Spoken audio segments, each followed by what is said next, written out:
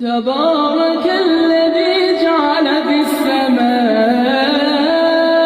بروجا وجعل فيها سراجا وقمرا منيرا وهو الذي